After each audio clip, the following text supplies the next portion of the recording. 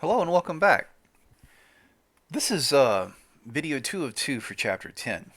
And in this video, what I'd like to do is to talk about um, basically one of the simplest circuits that combines different components. This type of circuit right here has an energy source of some sort. Here we're calling it V sub S for source. It could be a battery, it could be some other thing that supplies DC voltage. We also have a resistor and a capacitor, and as a consequence of that, we usually call these RC circuits. Basically circuits that just have resistors and capacitors. So, what we expect to happen is this. This is a switch right here, and when you close the switch, what you do is you complete the circuit, letting current flow, and, electrical current will flow this way, from a conventional direction standpoint. And what that does is to cause charge to build up on the capacitor. Now, current doesn't flow past the capacitor. Okay, this gap here between the plates is very real. It's a break in the circuit. So you don't have current flow through the capacitor.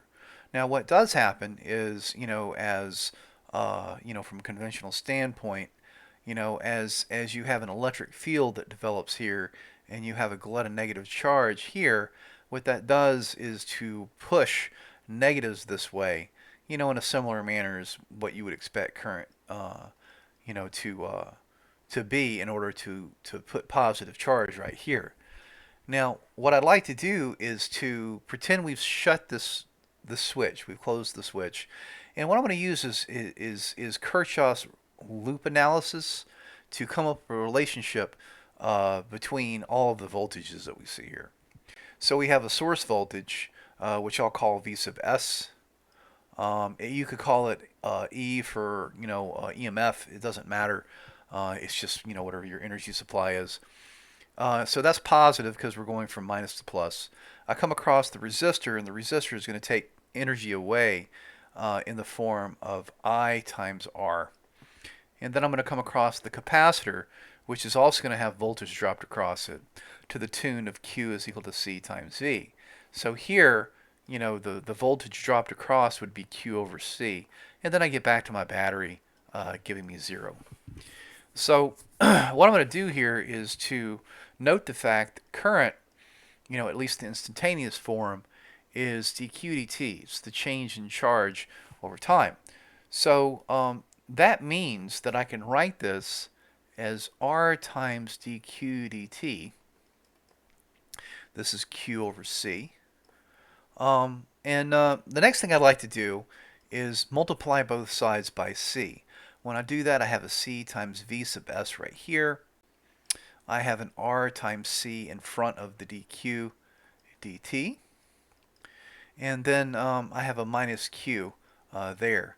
My next goal is to move this dq dt, this right here over to the right hand side, pull these things right here together. So when I do that, I have a C times V sub S minus Q on the left hand side, and on the right hand side I have an RC dq dt. The very last thing I'm going to do is to move this dt and the RC over to the left hand side, and then move this over to the right hand side, and switch sides. And when I do that, on the left hand side I'll have a dq over C times V sub S minus Q, and on the right hand side I'll have a dt over R times C. Okay, so what we've done is we've come up with a differential equation basically that we're solving using integration, and what this is going to do is to allow us to talk about the behavior of this capacitor charging. Okay, so I'm going to integrate both sides. What we're assuming is that we shut the switch and then current starts to flow, right? So as current starts to flow from t is equal to 0, charge is going to build up. So we're assuming that there's no initial charge on the capacitor. All right. So when I integrate here, I'm going to start from 0 charge on the capacitor to whatever I end up with at the end of the day. CVS minus Q on the left hand side, and on the right hand side RC is a constant. I'm pulling that out, and I'm integrating dt from when I first close the switch to, whenever I'm done. So the right hand side is very easy when you integrate that. That's just t.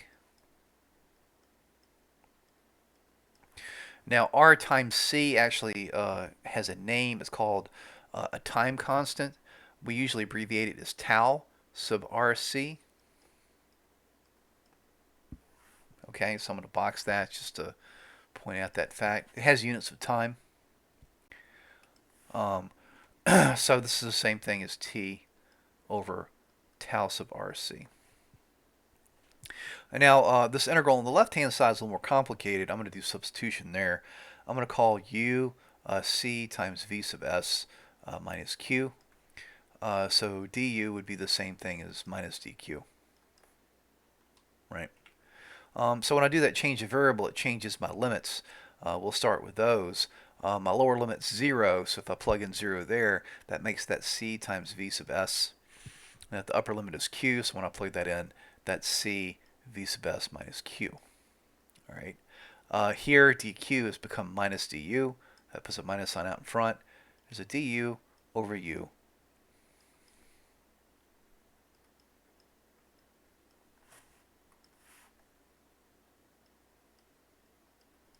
Just like that. So super easy integral to do. This is a natural log. So you have the natural log of u. Bottom limit is c times v sub s. Top limit is c times v sub s minus q. On the right hand side, what I'm going to do is move this negative sign over. When I do that, that becomes minus t over tau sub rc.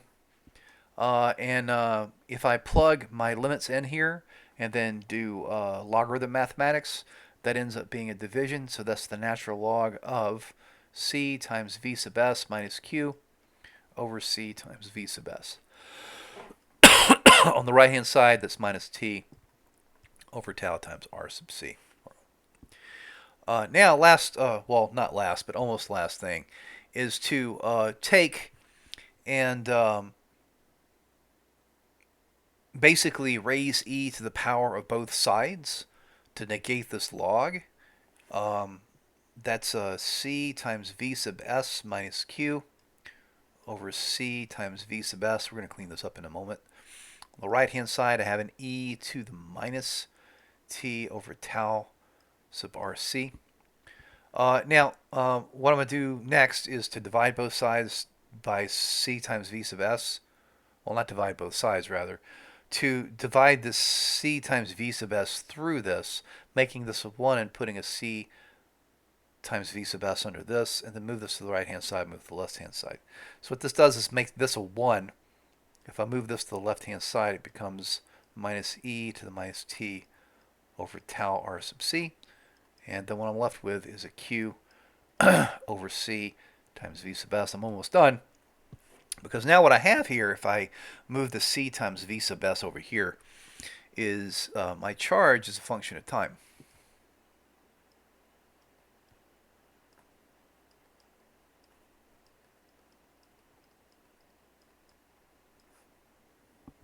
Okay, so now we have a way of basically determining how long it might take for this thing to charge. The how long would come from this equation right here. And also what the charge would be at some point in the future. Okay? Now, so as a simple example, we could use this question to ask the following. How long does it take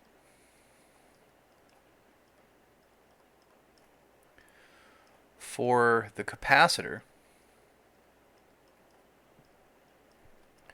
to charge to 50%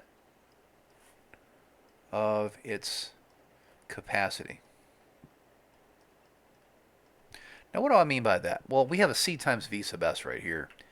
And, if you look up over here, c times v sub s would basically be the total amount of charge that you could potentially have on this thing. So we could call that just Q if you wanted. I'm going to avoid doing that. But I'd like to note the fact that this is the same thing as Q max. Actually, let's just call it Q max for consistency.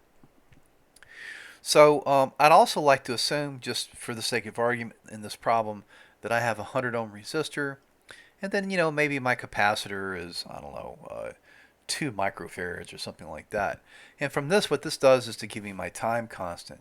Tau sub RC is going to equal to 100 ohms times 2 times 10 to the minus 6 farads, or 2 times 10 to the minus fourth seconds. Okay? Now, sometimes these things that set up in exponentials like this in the denominator are called folding times, because what they do is they basically tell you the amount of time it would take for e to to um, to fold entirely. It'd be 1 over e um, here when t is equal to t sub rc. So it folds it sort of like, if you think of it like this, it takes an e that's in the top and folds it over to the bottom because it becomes a negative 1. So, whatever. So, so here, what we want is we want a Q that is 50% of Q max, right? So we want Q of T to be basically 1/2 of Q max. So we have a 1/2 of Q max equals Q max times 1 minus e to the minus t over tau sub RC. These cancel, okay? So I have a 1/2 here is equal to 1 minus e to the minus t over tau sub RC. If I move this to the left-hand side, move this to the right-hand side, I have an e to the minus t over tau RC is equal to 1/2. If I take the natural log of both sides and then clean things up a little bit, what I end up with is that t is equal to tau sub RC times the natural log of 1/2, and there's a negative sign out in front. So if I plug this in, this is 2 times 10 to the minus 4th seconds. Minus sign, so natural log of 1/2.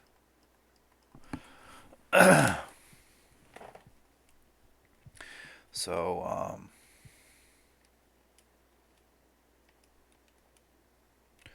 just natural log that. So it ends up being something like 1.39 times 10 to the minus 4th seconds. That's very fast to get to half capacity. Okay. So if you repeat the same calculation here, except for instead of asking the question, how long does it take for it to charge to half, but you ask how long does it take to charge to 99.99 or 99.9 percent basically is capacity. Then what that does is to make this half right here 0.999. So now your calculation is going to look like this. At the end of the day, when you move things around, this is going to be 0.001 because 1 minus 0.999 is equal to 0.001. So this now would be 0.001. And if you repeat the same calculation and you put that in, excuse me, you end up with about 1.38 times 10 to the minus third seconds. Okay? So here's the deal. This is one of the reasons why capacitors are so useful. Because let's pretend that I shut this thing for a second. Okay? That's going to basically make this thing charge to 100%. So spend 100% capacity for the most part. And then what I'm going to do is I'm going to open my switch up. Okay? Open my switch up. And I'm going to allow I'm going to take the battery out of the circuit, and I'm going to connect this over here to the side of the switch. So now it's just an RC circuit with no battery in there. And what I have the ability to do is to discharge this capacitor and have it, dissipate energy through the resistance right here. So I'm able to store energy inside this capacitor by charging it. And storing energy inside the capacitor is very fast. Okay, it's a very fast process. This is one of the reasons why capacitors are such a big deal. They very quickly store energy. Now, another question you might ask is, well, okay, if that's the case, then why do we use, batteries in our phones instead of capacitors? And that's because of energy density. So if you remember energy density for a capacitor, it ends up being something like 1/2 epsilon naught times E squared.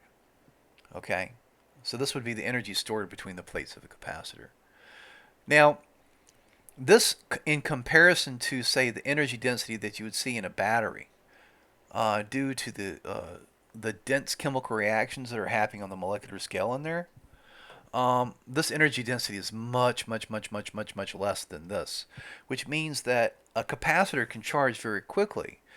And but in comparison to a battery, the amount of energy that it stores in the space that it occupies isn't nearly as much as that of a battery. So to replace a battery, you would need a huge bank of capacitors that would still very quickly charge, but the energy density isn't quite there. So that's one of the reasons why we constantly push looking for new materials that can act as dielectrics to help us store power, make capacitors even smaller and store more energy. And that's because, we'd like the ability at some point to be able to have devices like phones or a car, electric car, or something like that, that you could hook up and charge, in just a few seconds at the most. So, compare that to, how long it takes to charge a battery, we'll say in a Tesla or something like that, from dead to completely fully charged. I mean, that's a number of hours. So what that does is to make travel, using electric motors as opposed to a traditional engine like a gasoline engine or something like that, much, much, much, much more effective. Because now you can just, quote unquote, fill up very quickly as opposed to having to plug your car in and, find a daily activity to do in order to get back to a full charge. So that's it for RC circuits. We're going to revisit these in conjunction with something that are called inductors towards the end of our chapters on magnetism, and I will see you then.